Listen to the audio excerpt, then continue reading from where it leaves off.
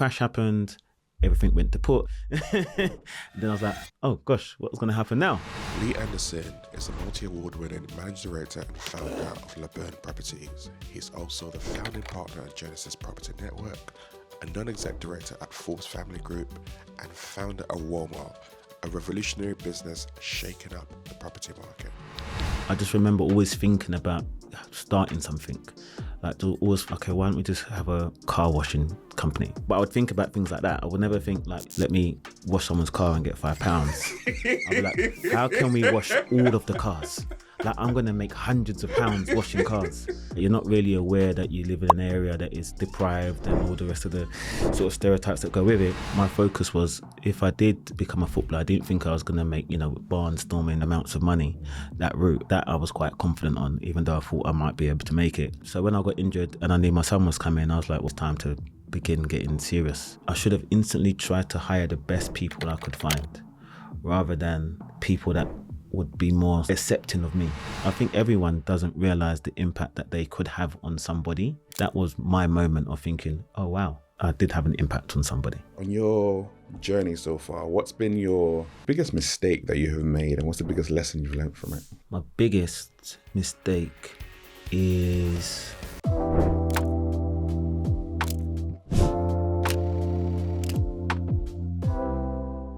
honestly, it's been a pleasure. It's a pleasure to actually have you on the show today. It's been a pleasure, I say, watching you from afar actually, and watching the different things that you are involved in and how you are making an impact. But you're one of the people who makes an impact, and you do both the subtle behind the scenes stuff, as well as sometimes in front, but mostly it's behind the scenes. And a lot of people don't understand the journey that you've been on to get to where you're at now, and even why property is a personal importance to you, not just a business. And that's what we're going to delve into today, We're going to unpack. Cool. So with that in mind, I always like to ask my guests the question, how do you introduce yourself to people? I'm a family man first, my husband, father. And yeah, I have a property company. So we're registered providers to local authorities for housing, and that's families from 1 beds up to 5 beds. And then we also have landlord related services. So that's what I'd kind of say we do. How long are you married for now? Quick maths. 7 She's years. watching this. Yeah, 7 years. Wow. How many kids you got? 2. Wow. So I've got a 19-year-old and I've got a 12-year-old. Wow. Yeah, so a 7-year. Like 19-year-old what? Yeah. Wow. 19, yeah. But he's doing well. He's gone to uni and he's got a brand himself. So he's good. I'm really proud of him because he's had a nice trajectory of understanding the academia and also the practical side of business. So yeah, he's doing really well. He's been influenced by you then to go into that side of things. Hopefully, but also I think it's the village, right? So I don't think it's just me. I think, we're lucky to have a good circle of people around me or us. And I think everyone has a positive influence on not just my son, like all of the sort of our kids in terms of our circle has a nice village around them. So, they're all doing really positive, progressive things, which is nice to see. Yeah, it's actually good to hear as well, which is not a lot nowadays. You always hear about young people just wilding out. So it's great to actually hear that village has made a difference, made an impact. Oh, definitely. And speaking of, let's take it back a bit. The younger version of Lee Anderson. Okay. Let's go way back. All let's right, go cool. to 8-year-old Lee. Wow. Who were you then?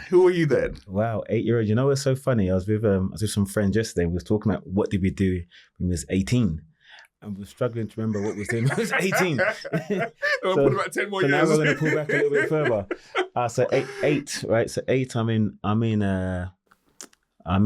Turnham Primary School at 8, right? I think I've got the maths right.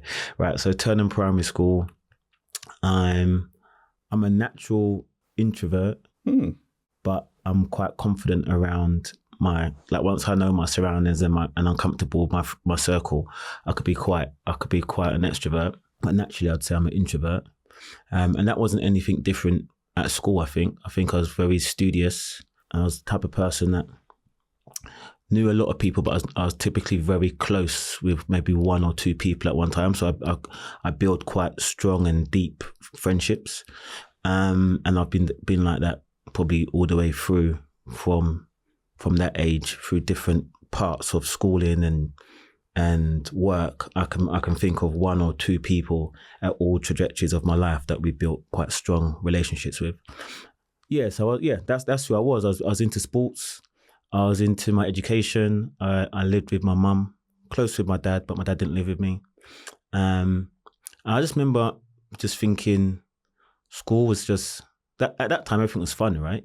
Like you're not really aware that you live in an area that is, that you now know is deprived and all the rest of the sort of stereotypes that go with it. Actually, I thought it was like really cool. I thought like, the demographic of person that I was, or that we were the coolest, because we were the fastest.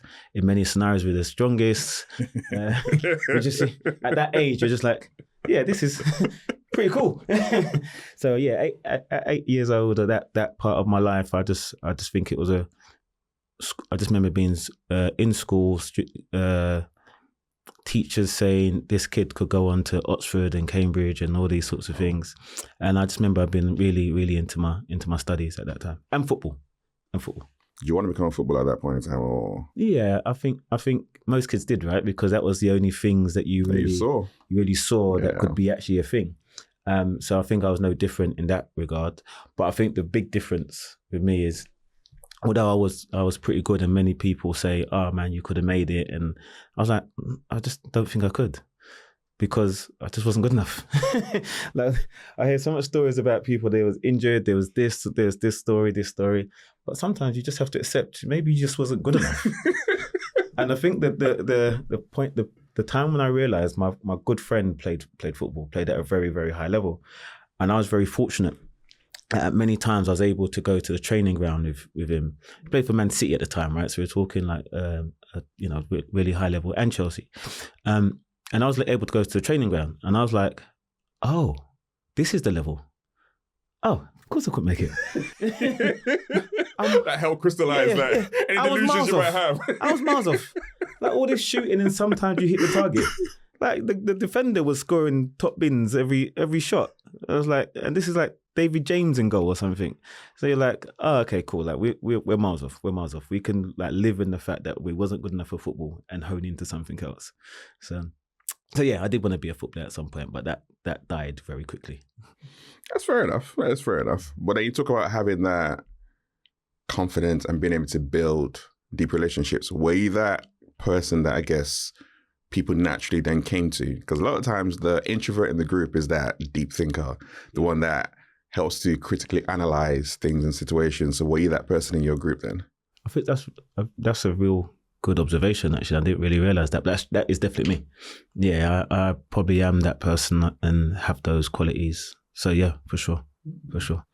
And as you were then leveraging upwards and recognizing the football isn't the one, what career path were you thinking about that time then? So football actually stopped. I mean, I'm half joking when I'm saying I wasn't good enough. I probably was good enough to play at some level, definitely not the Premier League, Man City, Chelsea level. But there's a big gap between being a professional and playing at the highest of levels. So I probably was good enough to make it at that point.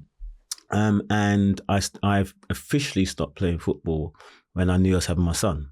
So at the time I had trials, I was up north and I was playing and they were starting to like me. And it does become the same old story. You get an injury and so forth, and that the same thing happened with me. But my focus was, if I did become a footballer, I didn't think I was going to make, barnstorming amounts of money. That route, that I was quite confident on, even though I thought I might be able to make it. So when I got injured and I knew my son was coming, I was like, well, actually it's time to begin getting serious about something. And I actually just went into banking, just got a job in banking. And that's what started. There wasn't a plan of, this is what I'm going to do. Then I want to get into property. It just became, I needed a job because I had a son coming. So I needed to get some income coming in. Why banking? I was always good at maths. I always had an interest in the stock market from young, even though I didn't go into the stock market when I say banking. But I also had those things was always of interest to me. Like investing was always of interest. Property, weirdly enough, was always of interest. So I just thought banking pretty much is where could lead me into the stock market. Again, I didn't know what the route was because I didn't have any information. Yeah.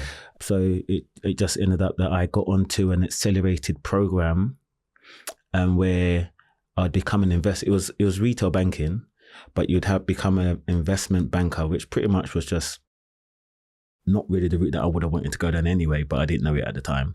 But it's be where you'd be selling, unit trusts and all the regulated products, whereas my actual interest would have been stock market. But I didn't know that at the time anyway. So I got through this program, and I got onto the program where within 6 months you'd become an investment banker, but partly you'd have to go through get some experience going through the retail banking mode, be a cashier, work a personal banking for a couple of months, and then you go through whilst you're studying to then go and become an investment banker. Anyway, that's how that started. That was the banking journey. Where did I'm not sure when I listen to you talk about even banking or thinking about stock market and all that kind of stuff, and I'm going to say typically that is not how we think or conversations we're having, or even how our outlook looks at. We're not looking at banking, we're not thinking about stock market, thinking about, especially like 19, 20 years ago. You know what I mean? When I think about it. So for you, where did that knowledge and that diversity of knowledge actually come from? Because you didn't have TikToks and the YouTubes and all that kind of stuff now of those days. Yeah. You still had the whole encyclopedia and all of that. So how did you actually find out about all those different potential things that you could step into and look into? Good question. I probably have to credit my dad for some of those things in terms of planting seeds. So there was never any deep conversations about anything because he hadn't walked that path, right? So, but there was always like seeds that he would leave in regards to, like, what, even in regards to if someone's getting paid a lot of money, someone's still paying them. So isn't it better to be the person that's paying them? So just those little things are stuck in my head. Like, who's the person that's actually owns Nike? Because, Michael Jordan's getting paid a lot of money, but he's getting paid from someone. Mm-hmm. So it just made me think about who the ownership was. So we never really got into conversations in depth about having a business and running a business because he hadn't done that and didn't have that information. But I suppose those early seeds opened the thoughts of who's owning this, who's the owner of this. And then when you look at who these people were, you realize, oh, this person's a stockbroker, for example, or this person had X amount of size property portfolio. So those things led me into understanding, property and yachts and all these sorts of luxury items happen at that level. So probably it was that, but no, as I said, no real information in how to become a stockbroker or the route to become a stockbroker. As I said, I was thinking about being a stockbroker and I just thought, okay, I need to get into banking because there was no knowledge and there was no way to get the knowledge at the time. At least I didn't think so, to connect that journey. So, but yeah, I'll probably have to credit my dad. That's some powerful seeds that he planted. I think I remember there's a woman I was listening to a while ago and she was talking about how, I think it was last year, the year before, when Beyonce flew out to Dubai and paid her like 100 million for the opening of the new, I think it was hotel, whatever it was out there.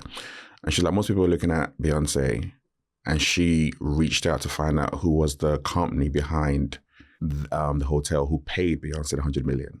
Okay. And a lot of times there's always credit, like if you can find out the people behind who actually hold the checks, that's where the real power is. And it goes back to exactly what you're talking about. It's like if you can actually see beyond the trappings of the shiny things, what's behind the infrastructure, that's where the true wealth and power kind of resides. And so that's where the journey for you, again, looking at things kind of began to unravel. Yeah, sure. From early as well. From early, which is foundational, actually. Yeah. But I was always quite entrepreneurial from young. I just remember always thinking about starting something. Like, I always thought, okay, why don't we just have a car washing company? But I would think about things like that. I would never think like, let me wash someone's car and get £5. I'd be like, how can we wash all of the cars? Like, I'm going to make hundreds of pounds washing cars. Yeah, and I always like, and it's unrealistic, but yeah. But I just always felt like that. like I would never think, okay, I want to make £5. Let me go and wash someone's car for £5. I was always thinking like, like there's 100 doors on this street. Imagine if I can get 50 of them. And that's always how I thought. So I was always thinking from young, like this small thing could make me millions. I'm going to be a millionaire washing cars. And then when you go out and you wash a car and you realize how cold it is, you realize I'm just going to make £5. The car washing business. I think I washed my dad's car and I was like, this is it. We can think of something else. But yeah, I remember just always thinking from young. So that's always been my mindset, always. What was the first proper business you started? Proper business? Probably the business I have now, in terms of proper business. I had loads of things where ideas and where we made a bit of money, lost a bit of money and so forth. But if I talk about a business, then yeah, it's the business that I have now. It's the first thing I've ran as a business, and I've learned and it's developed into a business as we've grown. So it started off as just me, as a one-man band, and a phone. And just slowly but surely it's become a business. It's developed into, the mechanics of a business and the runnings of a business. So I'd say LeBern's the first thing. How'd you go from banking to getting to that point then? Or was that path? That was interesting. So how did that come about? So I was always interested in property, always. So I remember my friend Bernard from school. So from school, this is secondary school. So his mum used to pick us up, and we used to go back to his house, and we just used to chill, sometimes do homework and so forth. And I remember he used to have these magazines, like these property magazines, and at the time they were like mansions, like all just about mansions. And they were like, we're talking some time ago, so they were like 800,000, £1 million. But these were massive, massive houses. In compared to what £1 million gets you now, to back then, this was just like really like inspiring properties. And I remember us always talking about like wanting to have, looking at these things and thinking we want to have them. So it's like aspirational. But that always sparked my interest into property, because like, one day I'm going to have a house like this. Like, what do we do to get to these sorts of conversations? So property was always an interest. And then, sorry, your question was, I lost my train of thought. How'd you go from banking to... Yeah. So when I got into banking initially, it was so funny. It then turned out they put me on the property team, right? So the property team for the corporate service section of banking, which was a bit weird. So I was like, okay. And then I ended up buying a house in 2005. And again, I bought that house because this was in Southampton, and this was a time where you can get pretty much 100% mortgages. So I actually got a 95% mortgage, but I got it at a good price. I got 95% mortgage. I hardly had to put any money down. So, and I thought, right, I'm going to buy this house. I'm going to do the homes under the hammer thing, put some money into it. It's going to go up in value. I'm going to sell it, etc. And I only bought there because my dad bought on the adjacent road, because my brother was going to university there in Southampton. So I was like, okay, I'll just follow my dad. Because at that time, I was like, my dad was the person that I'll look to for advice, guidance. If he's doing something, it probably makes sense, etc. So I was like, oh yeah, this makes sense. I'll buy there too. And that was the first time I bought a house. I bought that because homes under the hammer. That didn't materialize. I got that. It became a great investment, but it just didn't do what I thought it was going to do, which was now I'm going to become this property developer, right? So it became a great investment. It actually became very important to my journey when I started LeBern, because at one point that was the only income I had. That house? That was the only income I had when I started LeBern.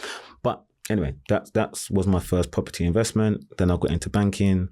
And then from banking, I was like, well, how can I continue to make money that's going to allow me to go and buy another house? Because I bought that property wrong, in essence. Right? I bought it at the top of the market.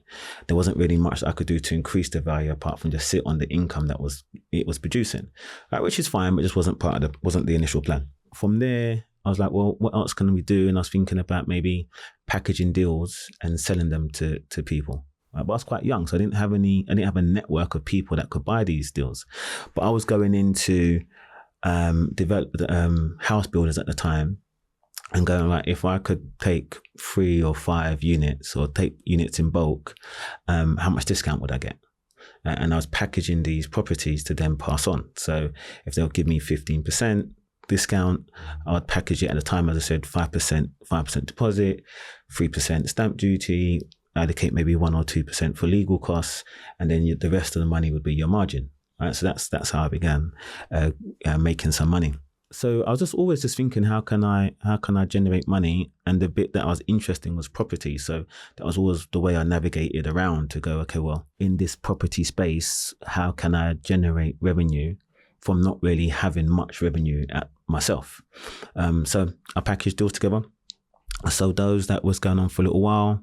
Through that journey, I met some developers. And then I had some relationships with people in the banks. So I was able to get them a better rate on their development finance than they was able to get themselves. So that opened up a conversation about me being able to become like a broker or an introducer, really, not a broker, an introducer for development finance. We did that for a bit. Then the crash happened. Everything went to put. And then I was like, oh gosh, what's going to happen now? And then that's when I thought of guaranteed rent, and that's where that journey begins. When the crash happened, at that point, did you ever think, you know what, this is volatile, this is not the right avenue for me, let me go a completely different direction, rather than, in a sense, doubling down and going into the rent space that you did? Yeah, I was, because at that time, that was where I thought I was going to make a lot of money doing the introducing with development finance. So at that point, I had a decently large size of pipeline going through. That was all approved, but then they just stopped all lending. So at that point, I was like, oh wow, like if I can't rely on the banks, who can I rely on? And that was more what it was. I was just looking for a safety zone. Like, okay, if it's not the banks, who is it? And I thought, okay, like if I can somehow work with local authority or government, then they must be able to continue to pay me. And that was literally my thought process. Like, who do I trust to pay me all the time? And then that's what sparked the conversation in my head to go, how can, again, property, but how can I work with the local authority to pay me? And I just worked backwards from there. And it's like, okay, well, if I can provide them properties, would they pay me? I didn't really have much more of the conversation in my head than that. Like, will they pay me for this? Will they not pay me for this? Let's just have the conversation. Let's just find out. And then just one thing led to another, and I was able then to create a value proposition for myself. And then we've just been running with it since. LeBern's very value driven, and a lot of times you talk about like your core values are the heart of what you do and how you approach things. What are those values, and how did you come up with those values? Great question. So there's a number of things, but there's 3 core values I'd say for us, right? So one's family. And not just the fact that there's family members that work with me or work with me, one being my wife. But yeah, there's that, but it's also just how we want to treat, or how we treat everyone and how everyone treats each other within the organization. It's a legitimate, real thing. Like, everyone that's kind of come and worked with us, we do see them as an extension of the family. And even if they've gone on and moved on, they still have that connection with us. Like, I just done a party for my wife, beginning of January. And a lot of the people that was with us that have now gone on to other organizations came back and, wanted to be, because they are part of our family. So family for us is definitely one of the core values. Also, the constant progression towards excellence is our thing. So we understand that we're not excellent, but we're going to be. And our core value is that we have to be striving towards that, right, in all aspects of what we do. So that's definitely one of our core values. And then the third one is innovation. Like, everything that we've done is always try to think creatively about how we could be different. And we've had to, because there's no way that we could compete, especially when I was starting out, there's no way that we could compete with a traditional property management company or a traditional lettings company, because one, I had never worked as in a lettings agency or a property management business or an estate agency. So I didn't have the experience or know-how. So I had to just do it my own way. So everything was innovative. And that's why I was able to create our own lane for it. So innovation is important to us because that is the lifeblood of who we are. So those three things are our core values. You talked about family being number one. People would say, don't ever mix family and business. Yeah. Well, you've done that. Yeah. How have you been able to do it well, make it work? And what can people learn from you and your example? I think there's pros and cons to everything, right? And I look at things as always look at things. Do the pros outweigh the cons? Okay. And in my scenario, the pros massively outweigh the downside. So and I'll give you some examples. One of the key things that I find that I need, and I think a lot of people might be able to relate to, is when you're starting a business or beginning to grow to past the point where you can do things yourself, and you might not even necessarily know everything yet, you're still figuring things out. You need people that is there's a lot of value in just having the trust that people have just got your back, right? So meaning that if you're gonna fall, they're gonna help you, like not fall too far, not just see you fall and go, oh, actually, well, it doesn't really matter because I can go and get a job somewhere else, for example. So I think there's a lot of value in just having that, just even if it's just that, that's so important. I think when you're just going through that transition of growing out of being a solopreneur. So that alone, I think is worth it. But also, and I think everything else springs off the back of that, right? So one, we could create our life around the business, which means there's going to be periods of time whereby, we're both, or me and my wife is fully invested time-wise into something, but there's also times where we could be more flexible that we wouldn't be able to have if it wasn't our business, right? So, and I then, when it comes to income or paying people, you don't mind because you're like, yes, I'm paying X amount, but it's still like you're paying yourself. It's our money. So it's like, this is pointless, right? Like, I could just pay you nothing. But fine, yeah. But there's benefits like that. So how do I do it? I think it's about understanding and really appreciating the values that people bring, and understanding that there is differences. And they do come with nuances that can be challenging sometimes. But I think it's about the focus of like, what are we trying to get? What are we trying to do? And when something goes wrong, is this person doing this or acting in this way in order to be difficult or in order to be progressive? And I think when I always think about those things, whenever there's something that comes up, which is like, why are we having this conversation? And I probably wouldn't need to have this conversation if it wasn't, say, my wife, or wasn't someone that's a family member that has that additional relationship. Mm-hmm. I revert back to, but this conversation's existing because they're more passionate than somebody else would have in that role.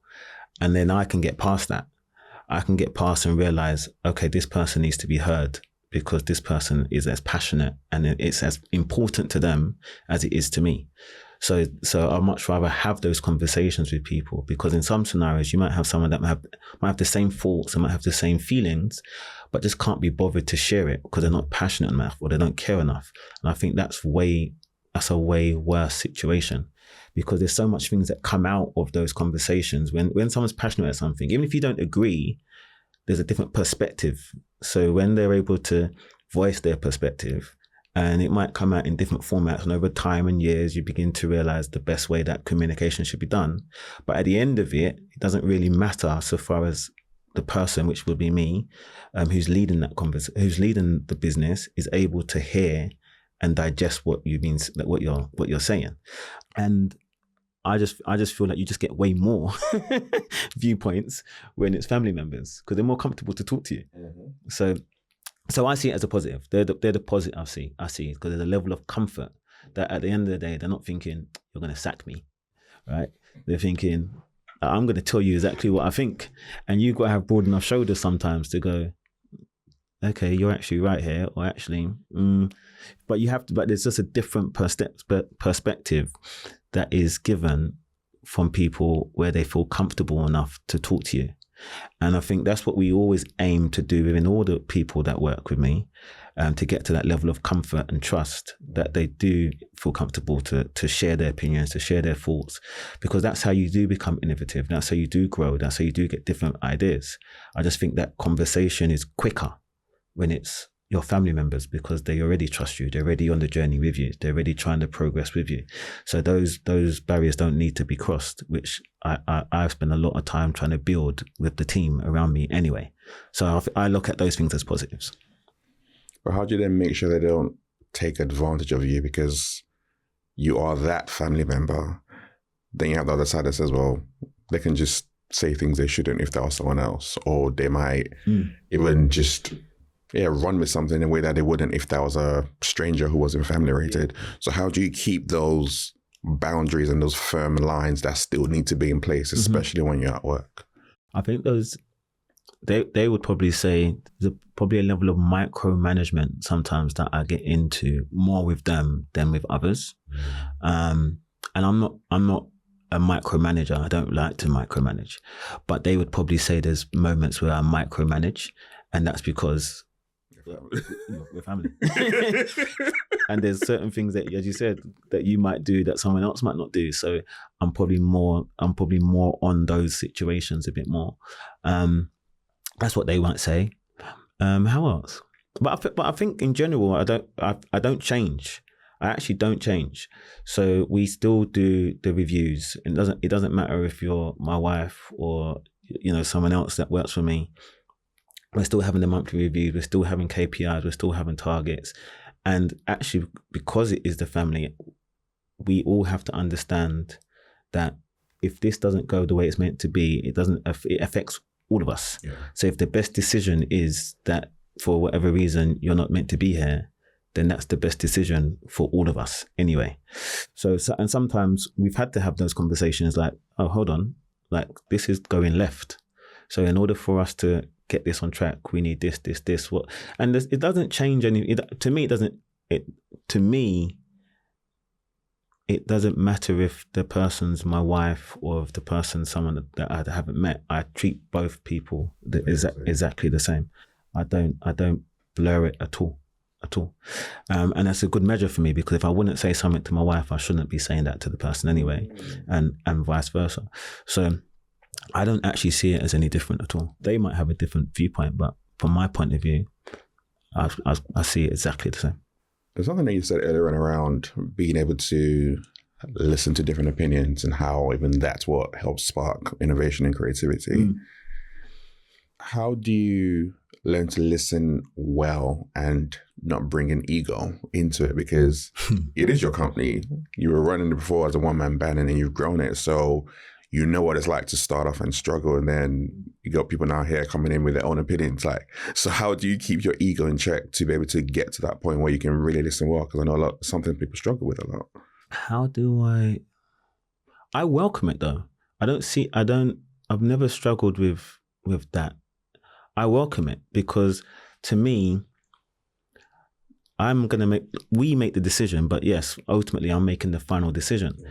And the objective is to make the best decision.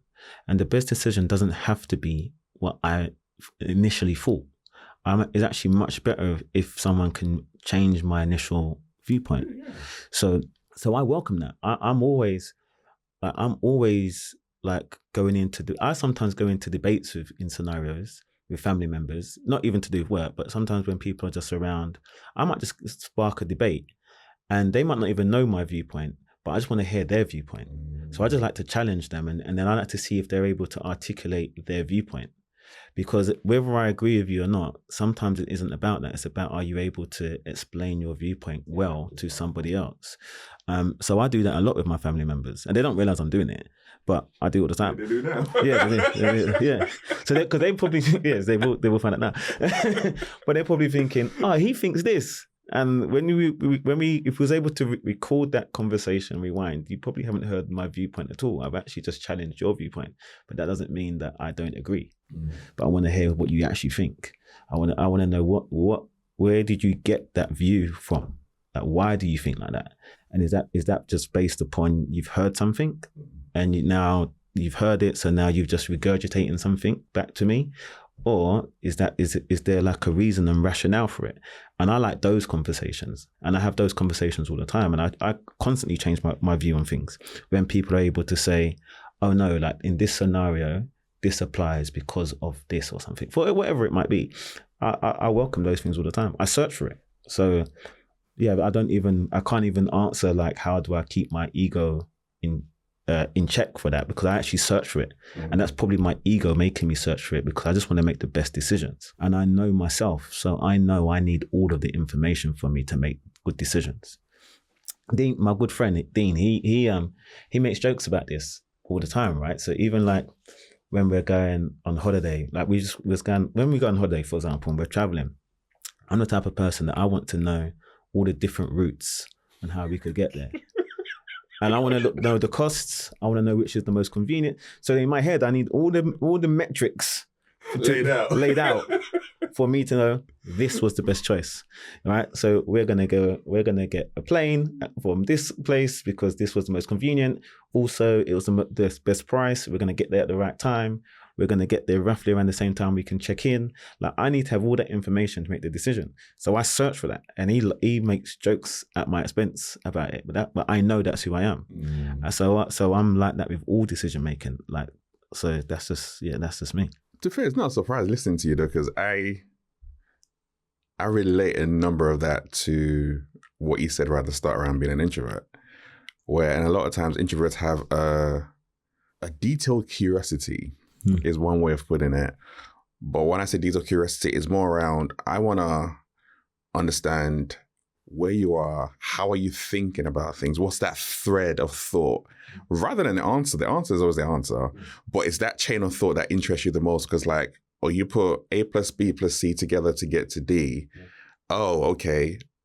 You got to D, but actually your B and C doesn't necessarily make sense. Let's sprinkle, and then you allow other people to think differently. So part of that challenge and that pushback, or even understanding that layout, is also around the other person and helping them to be able to articulate things properly, which I always see as it's a superpower for introverts to be able to do. Those who understand it and those who can do it well. Yeah, I mean I think that's where the juice is. So like when we're having conversations, and I said I'm quite fortunate. I've got a nice solid friendship circle.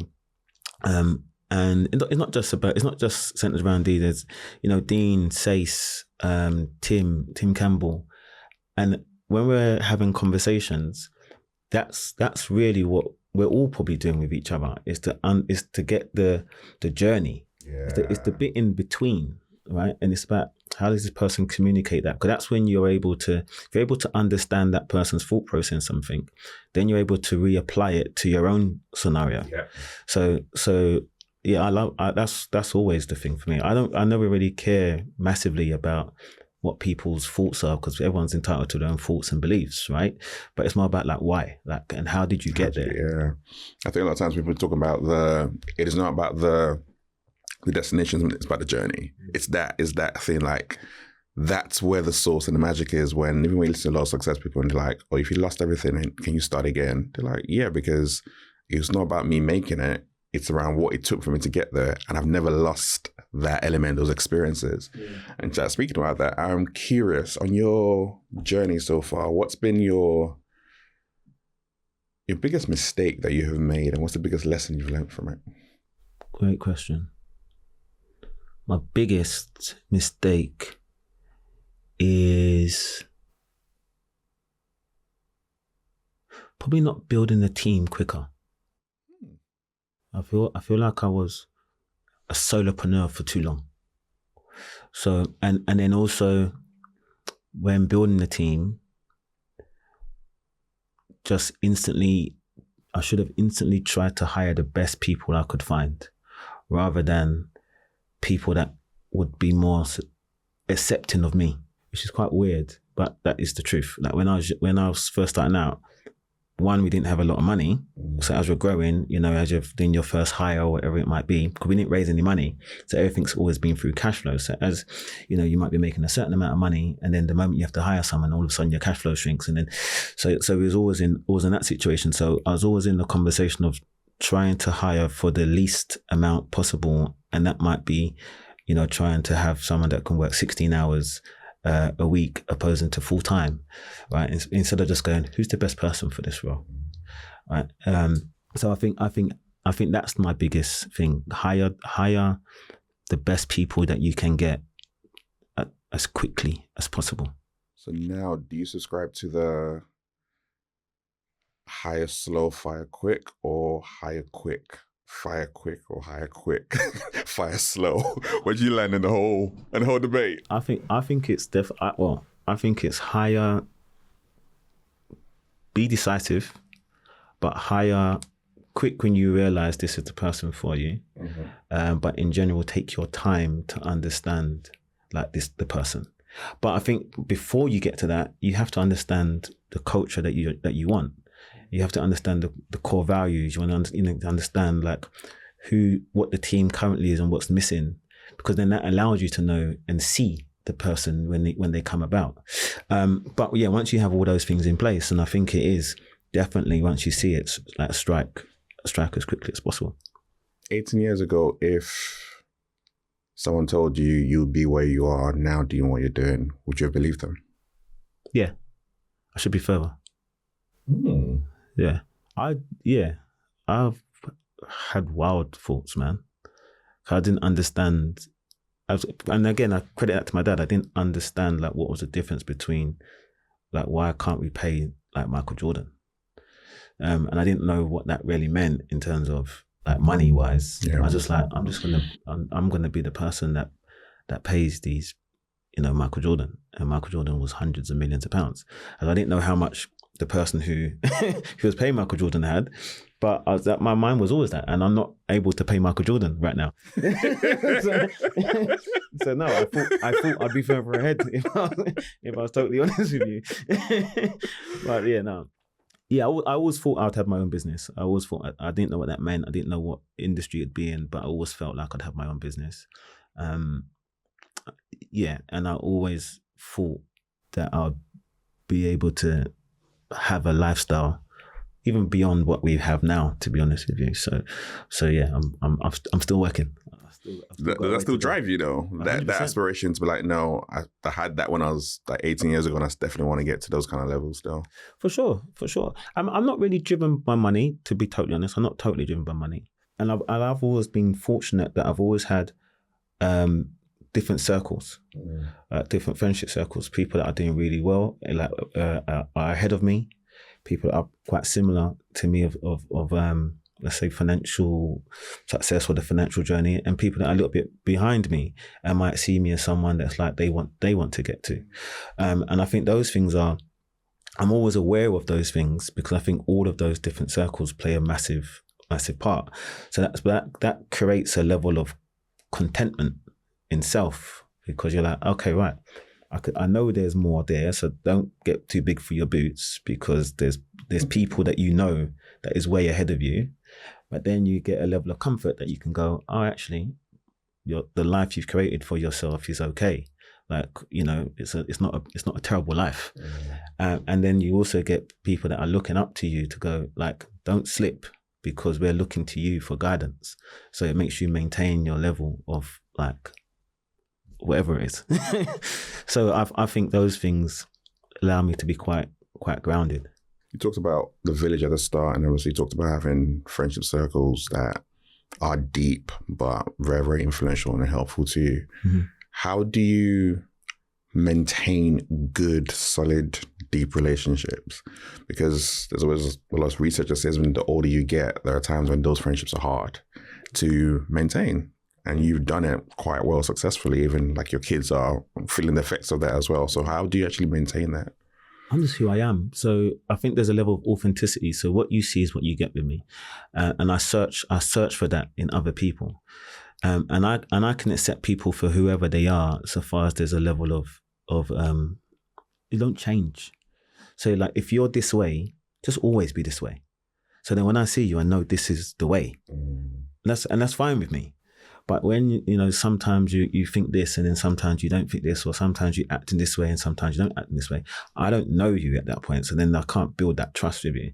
So I gravitate to authenticity because I'm only going to be whatever you see is who I am, right? So I think that's what it is. And I think if there's a level of, I think I might be talking from a lucky place in terms of like my friendship circles are all confident in themselves. So that you don't bring ego into a conversation. I don't bring ego. It doesn't matter if someone's got more than me, or it doesn't matter what those circles are. I don't bring ego into the conversation. I don't need people that might look up to me for me to go, I'm looking down to you. Right? And at the same time, the people that are ahead of me, they're not looking down at me, and I'm not looking up to you, right? Because actually we're all the same, because we're all just comfortable in ourselves. I think that quality might be one of the things which kind of allows that whole three circles to blend into just one thing, maybe. But I don't know. But maybe that's what it is. So I don't ever believe in luck. I always believe in people's personalities gravitate towards certain people. And when you talk about like, I like people who they are, it sounds very much like when I listen to the 8-year-old version of Lee to the you now version of Lee, you haven't changed in the core fundamentals of like authenticity, trust, confidence, just be real and be you.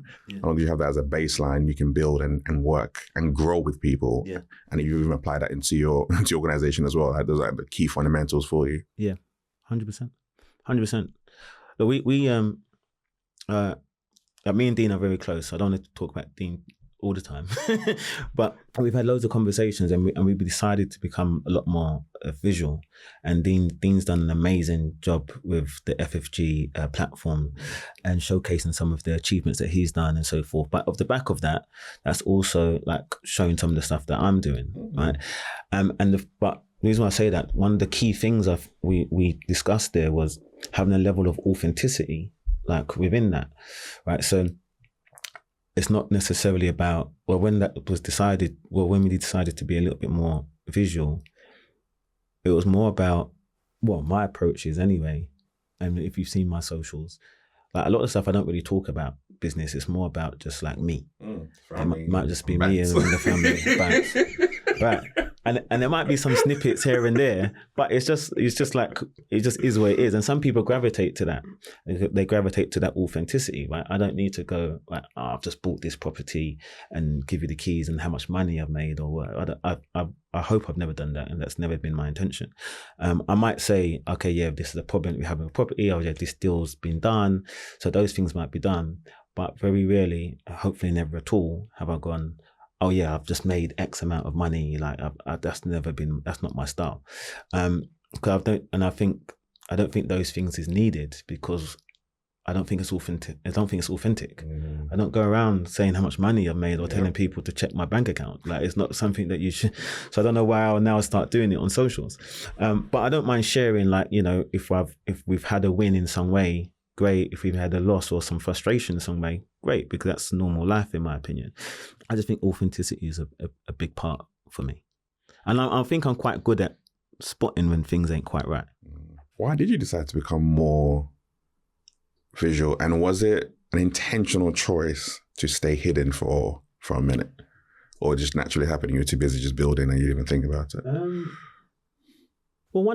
I still kind of think like this a little bit. I think like, what is the interest? Like, why would be anyone interested in looking at what I'm doing? So, because to be fair, like, I've always done stories, and the reason for stories was because in my head, no one's watching it, and in 24 hours, it's gone. And I got a, quite early surprise when I was bumping into people, and it's like, oh yeah, I saw your story, X, Y, and Z. I was like, what? You saw what? What did I say? but literally, I started that, and this was before the conversations, as I said, with me and Dean talking about being more visual. But I started that more as a way, because when I started, I was a solopreneur. Most of the time I was on my own, right? So that started off as a great way for me to get out of my own head, because I'm always thinking anyway, but I needed a release because there was just loads of things going in my head. So when you work in an office, for example, I know someone might just go and get a cup of tea and you might talk to people at the cafeteria or something, but I didn't really have that. So I was just always in my own head. So that became my little 5 minutes or 2 minutes of like, okay, I was working, I'm not working now, and now I'm going back to work. And it just became a habit. It became a habit where it's just something I did. And as I said, I didn't think anyone was watching. So I was like, it doesn't really matter. It's going to be gone tomorrow. And no one's going to see whatever I'm saying when I'm driving. When I first started, I was like, I'm driving on way to, I don't know, see a property, or wherever I was going to go. So me just talking now, it's going to be gone tomorrow. No one's going to care about it. But yeah, people did. People was watching. And now there's just more people watching. So yeah, that was the reasoning. The reasoning was initially just for me to just get things out of my head. And then it became a little bit more intentional to be like, okay, maybe there should be some things where you begin building a brand, because I wasn't thinking about building a brand. But it's like, okay, like just, and I still don't necessarily do a great job of it strategically. I could definitely do better. But it's more about, okay, just being a little bit aware of like, what is your personal brand that represents you, and are you being authentic to that? And that's what I do. Like I think I actually know how to grow my following a lot bigger if I wanted to, but I think I would have to be unauthentic in who I am to do that. So I just stay with actually, like, this is who I am. So my engagement and the people that follow me or whatever they think, it's like they feel like they might get to know me, but that is actually who I am. That is me. There isn't a different version. Persona. Yes, yeah, that's just who I am. That's who I am. Do you recognize, or do you see yourself as a role model to a lot of people? Oh, no, until I'd say no. Yeah, I'd say no, but I got a message the other day and I was blown away. So I done a talk in a school. This was last year. And then done talking to school. At the end of it, one of the students came up to me and he was so confident. He just approached me and said, like, you know, I'd love to get 15 minutes of your time. Another time I'm starting a digital marketing agency. And I was like, wow, who is this kid? Anyway, I said, for sure, we ended up being his mentor for a bit. And then, what was it? A week ago, maybe a week or two ago, just before I went to Paris. Yeah, so about a week ago. Like, he messaged me and he's like, I'm sorry I've been away for so long, but I've been having some health issues. And he's in hospital, on hospital bed. And he said, like, he was struggling with diabetes. And he said, like, they took his eye. So he's like, there's an eye missing. And he's showing me. And I was like, what? But then I thought to myself, why is he telling me this? Like what reason? Like, I was just taken aback. Like, in this moment when you're going through this, you're choosing to share this with me. And he messaged me like, and he's saying like, you're such an inspiration to me. I was like, what is going on here? So that's the only time. But I would say no. But that was like, what's happened here? Like, what? Like, so I think everyone doesn't realize the impact that they could have on somebody. And that was my moment of thinking, oh, wow, like I did have an impact on somebody. So yeah, that was a thing. But I think in general, no. I'm surprised. Well, yeah, that one did surprise me. Obviously that happened, but there been, even that other day when I had spoke to Sebastian Wilson. Oh yeah. And he speaks like very highly of you. And we talk about when we talk about authenticity and just you being you and the realness that kind of comes from that, and someone who's just building, great family man and great guy, always have time for people just to talk and share and everything else like that. I was like, you would be surprised. That's why people are watching your stories, because I think a lot of times in life in particular, especially not just in our culture generally, but I'll focus on our culture, we see a lot of the shininess. Yeah. Where it is the, look at me, look how much money I have, look at da-da-da-da-da. And we don't just see people who just I'm just doing what I'm doing, and I'm sharing my life. I'm sharing the fun. I'm sharing my my family, my wife, and the joy that we have. And once in a while, I might share the different things. But then I'm also sharing the different ways I'm involved in things like Genesis or FFB or FFG or that kind of stuff.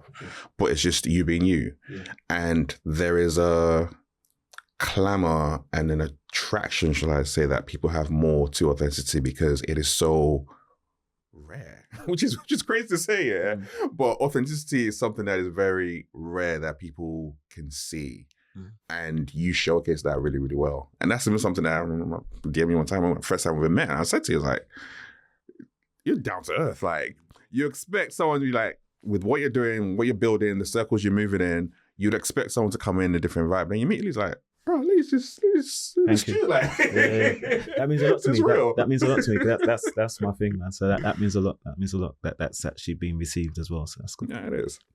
How do you find time so you're building a company, you've got your aspirations and you're locked in with that, you've got your family, and then you are non-exec on FFG, which is a lot of work. You've got Genesis that you now started as well.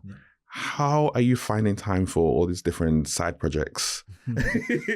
And why are they important to you that you do them as well? Oh, great question. So as well as Genesis, we're also launching a prop tech platform which is called whoma.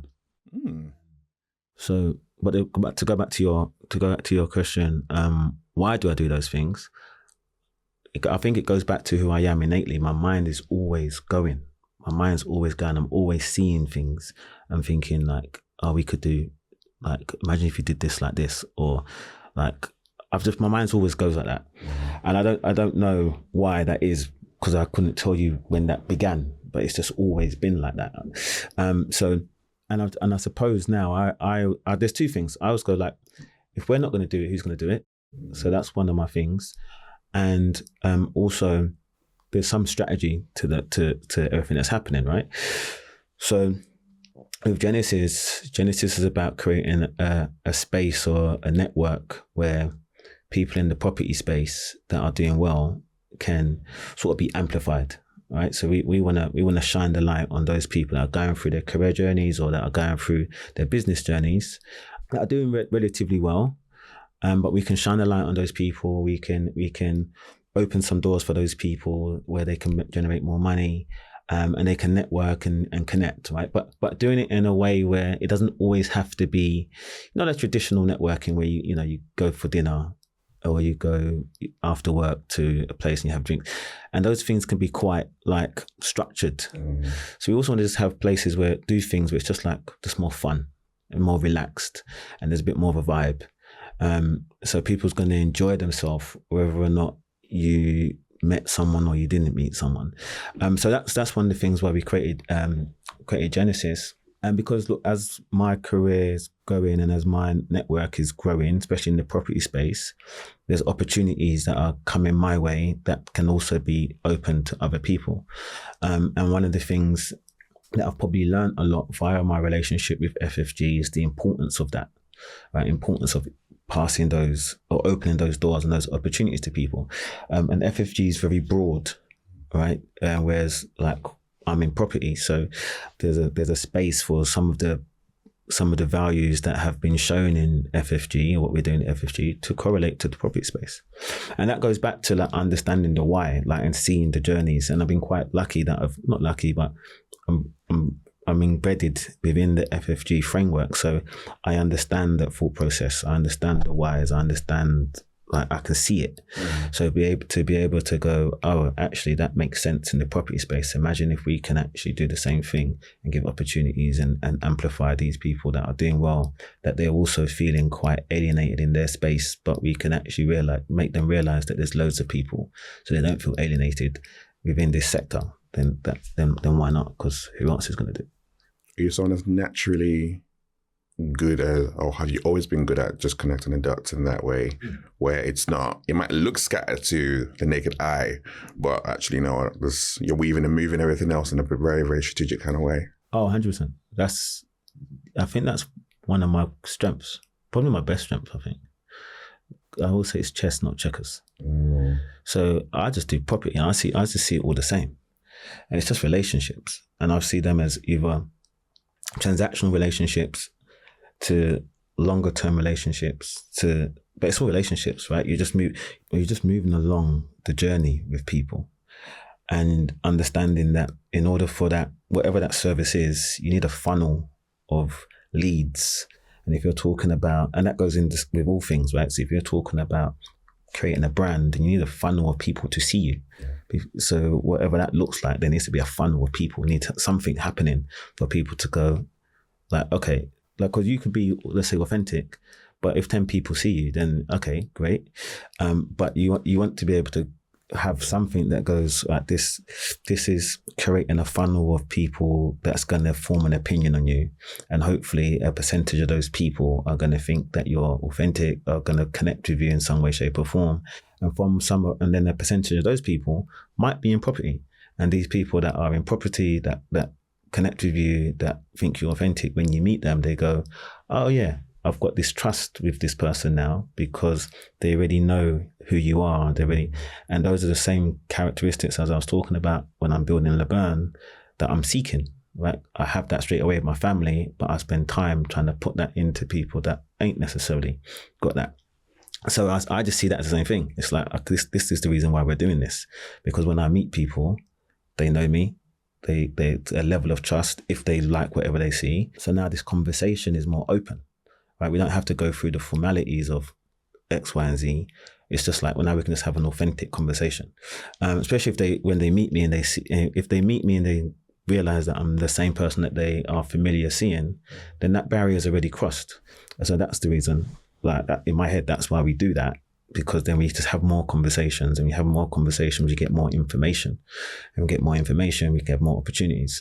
And that percentage of that, there's going to be a number of how much deals that we will do together.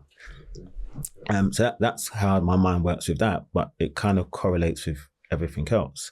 So when we look at the guarantee rent service, we do that initially because I'm going into the lettings or property management space, but I have no experience in lettings and property management, so we have to be different.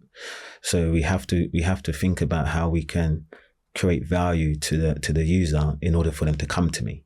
I also have to realize that my personality type, because I'm an introvert, I prefer people coming to me than me going to them, right? So that's just who I am. So my business is also wrapped around my thought process of who I am as a person. So I know we're going to have 1,000+ landlords come to us a year.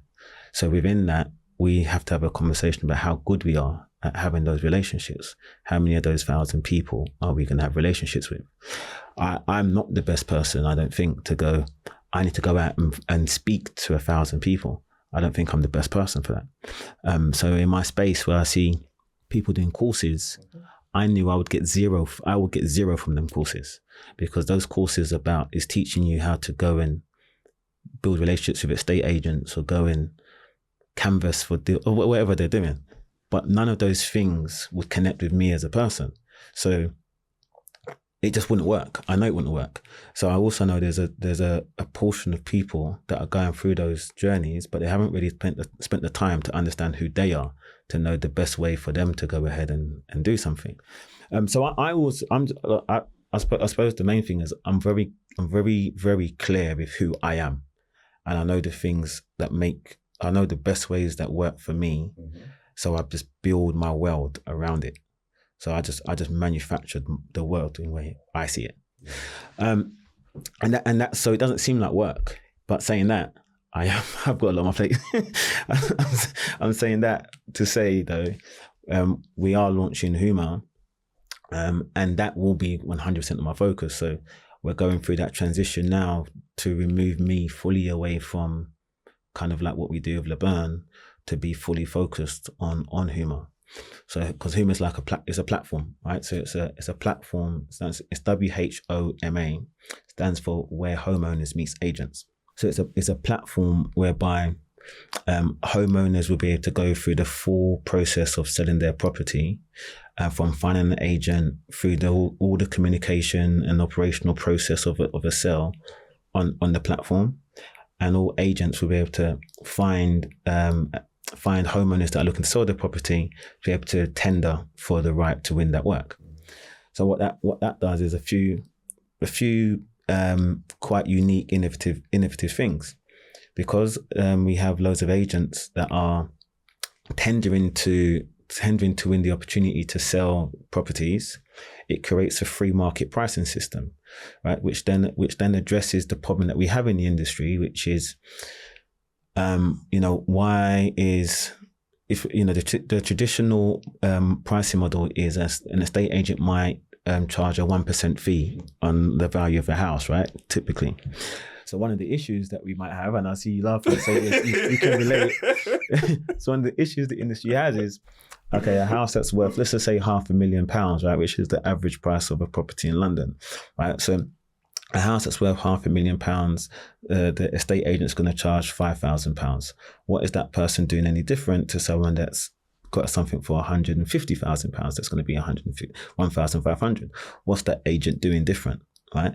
And that's a hard thing to actually answer in reality, because there is an element of you're putting the property on Rightmove and Zoopla, and at a certain price point, you're pretty much doing the same. They're doing the same thing.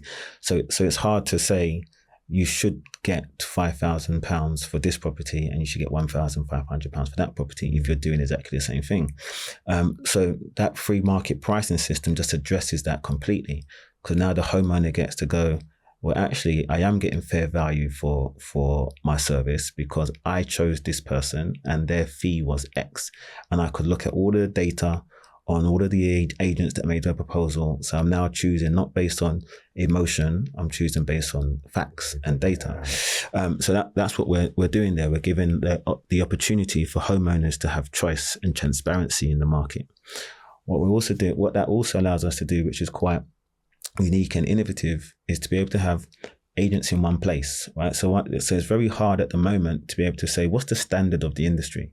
Who's qualified? Who's trained? Where are we as an industry standard, right? And it's hard for that to be done because there's so much fluidity in between jobs, right? So as a business, you'll say, right, you need to be trained, or you need to be qualified, and then John, who was working for you, isn't trained. He was about to go through training, but now he's moved on to somewhere else. So it's hard for the regulators to understand who is who and what is what, because they look at the companies, not necessarily the individuals. But by having a place where it has a centralized place where all agents are, hopefully, as we scale up, then you can go, all right, we can get some data around that. We can go, right, there's X amount of people that's qualified or that's trained.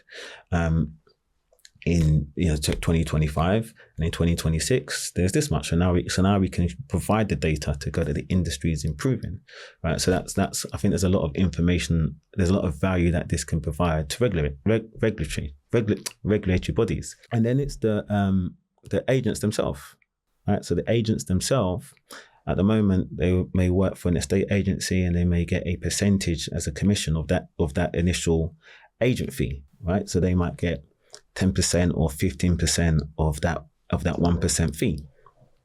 Now we provide them an opportunity where their income is limitless. Really, they can set their own price point.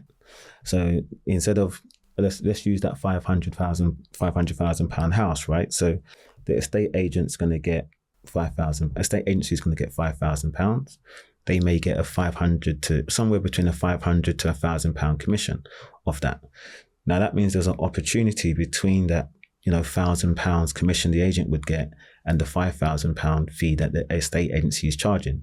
So in between that is the sweet spot. We don't know where that is, and it's going to be quite exciting to see between how much an agent can make more than what they would typically make, and how much a homeowner can save typically to what they're used to paying.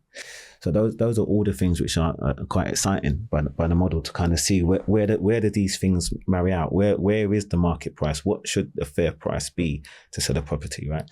And all these different factors and moving things are the things that really excite me. So that's gonna take up my time. And I can see why. Because it sounds very much like what you're about to do is gonna revolutionize the industry and shake it up a bit. Yeah. Because you've had a lot of standardized models, and for years you've had a lot of questions like, why are you charging that? What's the value? but being able to actually have everything front and center and have the data to make a decision is different. Yeah.